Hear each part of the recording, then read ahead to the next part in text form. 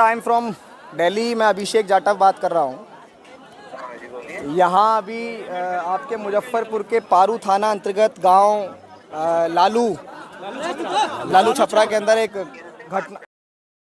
बाबा साहेब अम्बेडकर ने नहीं लिखा होता तो आरोपियों को छठी का। देखिए कि अभिषेक जाटव क्या कुछ बोल रहे हैं, लेकिन अपनी बहन को यूं मरने नहीं देते। मैं आप सबसे दे दीजिए। निवेदन करूंगा कि सब लोग शांति बना के रखो और जिस बात को हम कहने आए हैं वो बात जातिवादी गुंडों के कानों तक जाना चाहिए। बात नहीं जाएगी तब तक हमारे यहाँ आने का कोई फायदा नहीं होगा। आप मुझे बताइए, अभी बीते दिनों हमने आजादी का 78वां गणतंत्र दिवस मनाया कि नहीं मनाया? लेकिन क्या आज भी हम इस देश में स्वतंत्र रूप से आजाद हो पाए हैं? क्या आज भी हमारे लोगों को आजादी मिल पाई है? आज इस देश में ऐसा कृत्य है कि कोलकाता के अंदर भी एक बेटी के साथ जघन्य अपराध हुआ और उस अपराध में हमको भी बुरा लगा कि देश के अंदर ऐसे हत्यारों को बीच चौराहे पर फांसी के फंदे पर लटकाना चाहिए और उससे बड़ी कोई सजा नहीं है। हमारा मार्च चल रहा था, हम मुंबई के अंदर थे, हम लोग महाराष्ट्र के अंदर थे, लेकिन यहाँ इस जिले में, इस प्रदेश में आने को इसलिए मजबूर हुए क्योंकि बिहार का शासन प्रशासन ये भूल चुका है कि जो लोग संविधान को हाथ में लेकर चल रहे हैं वो अपनी बहन बेटियों की इज्जत आबरू के लिए सम्राट अशोक की तलवार भी हाथ में उठा सकते हैं। इस बात को याद रखना। अब मैं आपसे पूछना चाहता हूं बिहार के लोगों, मैं आपसे पूछना चाहता हूं मुजफ्फरपुर के लोगों, क्या इस देश में हम लोग मरने के लिए पैदा हुए हैं? क्या इस देश में हम अपनी बहन बेटियों की इज्जत आबरू को लुटवाने के लिए पैदा हुए हैं? देखिए ना, इससे बड़ा शर्म का कोई विषय हो सकता है कि इस घटना को हुए एक हफ्ते से ज्यादा होने वाला है, लेकिन आरोपी अभी तक गिरफ्त में नहीं है। अब आप मुझे बताइए कि अगर किसी एसपी, किसी डीएम, किसी कलेक्टर, किसी नेता अधिकारी की बेटी के साथ ऐसा हुआ होता तो क्या अपराधी अभी तक गिरफ्त में नहीं होता? मैं यहाँ की सरकार से विनम्रता पूर्वक आप सबके भरोसे इस बात को कहना चाहता हूँ कि डॉक्टर बाबा साहेब अम्बेडकर के मानने वाले लोग पूरे विश्व और पूरे देश के अंदर रहते हैं।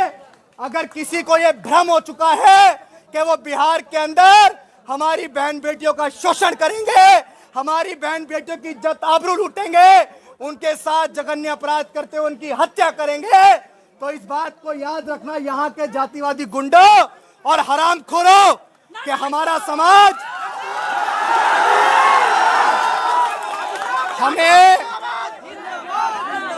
हमें कमजोर समझने की भूल मत करना। हम का वो है जिन 500 ने अपने साथ हुए जातिगत अन्याय का बदला लेते हुए भीमा कोरे गांव में 28,000 को भगा के मारा था। इस बात को मैं यहाँ के लोगों से कहना चाहता हूं। मैं पीड़ित परिवार से अभी मिला और उसने अपने साथ हुए जघन्य अपराध को बताया कि 45 साल का एक अधेड़ उम्र का आदमी, उसके घर में भी बेटियां होंगी, उसके घर में भी बहनें होंगी, उस अधेड़ उम्र के आदमी ने एक 14 साल की मासूम बच्ची जो अभी पूरी तरह से समझदार भी नहीं हुई थी, उस बच्ची के साथ जबरदस्ती शादी करने का इस परिवार के ऊपर दबाव डाला। उसकी मां ने मुझे बताया, मेरी मां ने मुझे बताया, जो आज उस दर्द से गुजर रही है, उसने बताया कि भैया वो जबरदस्ती रूपा से शादी करने को कह रहे थे, लेकिन जब हमने इनकार कर दिया तो वो हमारे घर के अंदर जबरदस्ती घुसे, हमारे साथ मारपीट की और हमारी नन्ही सी चिड़िया को, रूपा को, हमारे से जबरदस्ती वो बंदूक की नोक पे जबरदस्ती हमसे छीन कर लेके चले गए। आप लोग ही बताइए कि क्या हमारे लिए इससे बड़ा दर्द का विषय कोई हो सकता है? घटना यहीं नहीं रुकी, उसको लेकर गए, उसके बाद उसकी लाश अगले दिन पोखर के अंदर मिली और जिस अवस्था में मिली वो रूह को कपा देने वाला था। कि उसकी लाश, उसके, मुझे बोलने में भी बहुत शर्म आ रही है कि उसके स्तन तक कटे हुए थे। कितनी बेरहमी उन हैवानों ने, उन हरामखोरों ने उस बच्ची के साथ की कि उसके प्राइवेट पार्ट पे चाकू तक मारे गए। क्या हम आज भी नहीं जागेंगे? क्या हम आज भी जातियों में बटे रहेंगे? क्या हम आज भी नेताओं के पीछे नेता जब कहेंगे उनके साथ लगे रहेंगे? या अपनी बहनों को न्याय दिलाने के लिए एक झंडा, एक नीला झंडा, आप उसके मोहताज होने चाहिए और न्याय की आवाज जहां बुलंदी से उठनी चाहिए आप उसके साथ खड़े रहने चाहिए। लेकिन यहां अभी मुझे बताया कि डर का माहौल है, तो डर के माहौल की बात तो ऐसी है कि अभी बिहार में एंट्री हुई है, तो ये हुजूम देख लो। बताओ भाई एक बार,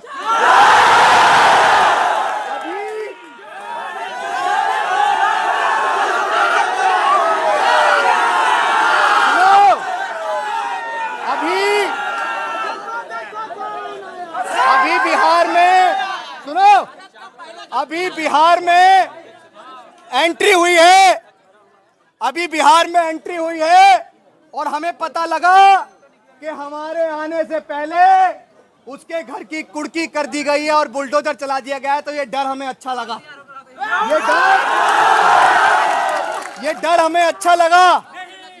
और जो लोग ये कह रहे हैं ना, तो ये दर्शाता है कि बिहार के अंदर जंगल राज स्थापित है और नीतीश की सरकार मजलूमों पर, जब इस देश बिहार के अंदर दलितों पर शोषण होता है तो नीतीश सरकार अपने अधिकारियों को कहते हैं कि आराम से बैठे रहो, कोई भी आए कोई भी जाए, तो आप उनकी ज्यादा सुनना मत। तो हम नीतीश जी को बता देना चाहते हैं कि अब फैसला ऑन द स्पॉट करके जब ही जाएंगे यहाँ से। एसपी का नंबर बताओ, बताइए। 9572701333।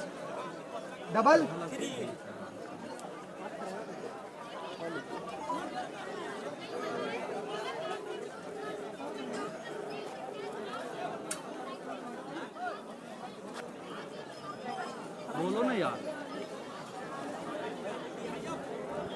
कहाँ तू है कहाँ? हेलो, इधर होके सर। एसपी साहब का नंबर है ना? एसपी साहब बात कर रहे हैं Muzaffarpur. Sir I am from Delhi, मैं अभिषेक जाटव बात कर रहा हूँ।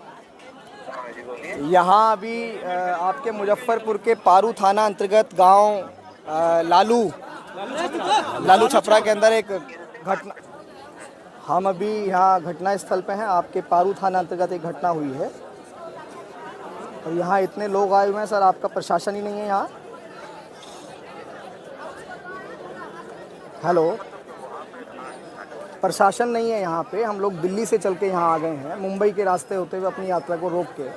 यहाँ 2-3-4 हज़ार लोगों का मजमा लगा हुआ है इस गांव के अंदर और आप यहाँ आए नहीं हैं। समाज के ऊपर लगातार शोषण होता है सर। हमारी बात सुनने तो आ जाइए ना सर।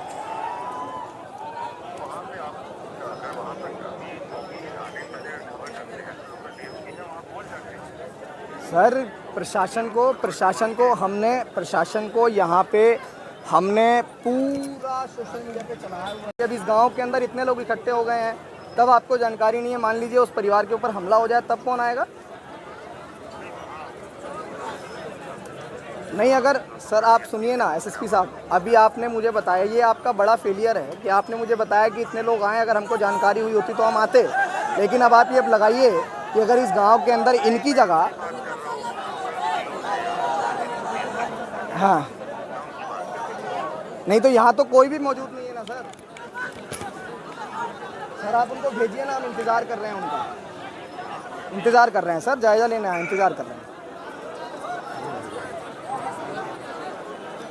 चलिए, वो आश्वासन दिए हैं कि वो थोड़ी देर में यहाँ पहुँच रहे हैं और मैं आपसे भी निवेदन करूँगा कि आप पूरी जिम्मेदारी से और ईमानदारी से डटे रहिएगा। अपनी बहन को जब तक हम लोग एक सकुंचित जवाब लेकर नहीं हमें मिल जाता, जब तक हम यहाँ से नहीं हटेंगे और आप भी यहाँ से नहीं हटोगे। गांव के अंदर लोगों ने, घर के अंदर लोगों ने बताया कि डर का माहौल है, कुछ हरामखोर उनको छेड़ने का प्रयास कर रहे हैं।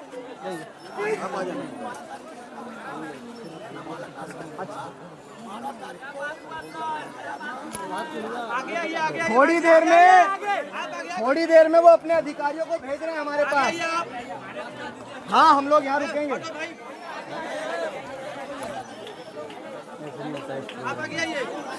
नाम ले सकते हैं, दिया ना।